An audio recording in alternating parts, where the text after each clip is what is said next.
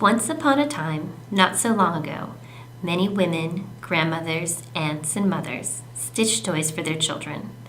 These toys included rag or cloth dolls.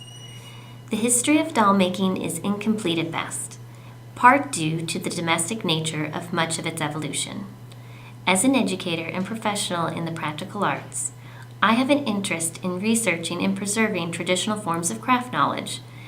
There is a long cultural tradition of women learning to sew as a matter of course, whether for the necessity of clothing their families or as a decorative art. But I have witnessed within my own life so far a major shift in the education of art and craft, particularly those of a practical or domestic nature. Objects hold so much power for us. We define them as much as they define us. We as humans leave behind a vast amount of artifacts that objectify a past presence. Things such as dolls and toys, to name two, are the media through which a culture expresses and reinforces its values and ideas. The child is the original participant observer. The time and skill involved in creating such a piece of art has easily been dismissed as trivial or non-essential. But as a mother and an educator, I understand the value in the connection between play and learning. I witness the power of play firsthand every day.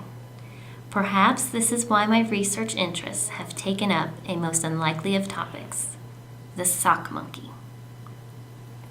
Most published sock doll patterns I found from the early to mid 20th century focus on not wasting what one had at hand. One of the expected necessities at hand was sewing skills, at least a basic knowledge of hand sewing techniques.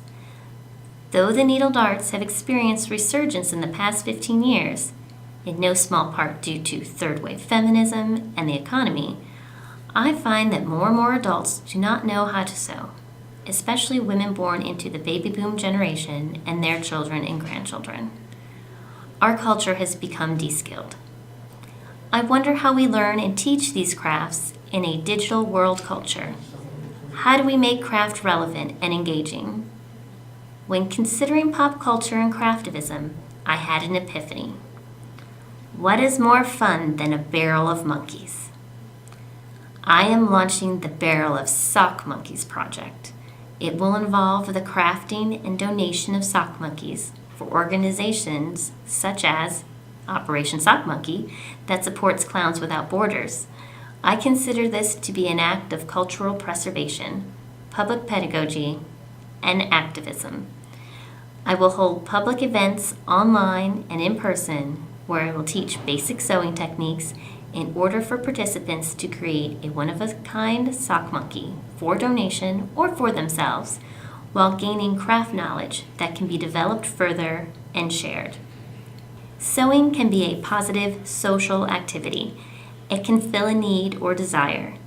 It can be a form of artistic or individual expression. It can transcend age and gender. We shape objects as much as we are shaped by them. Objects have socio-cultural, economic, and emotional power. The sock monkey is no different. I hope these events will spark dialogues, creativity, and meaning-making while contributing to a cause.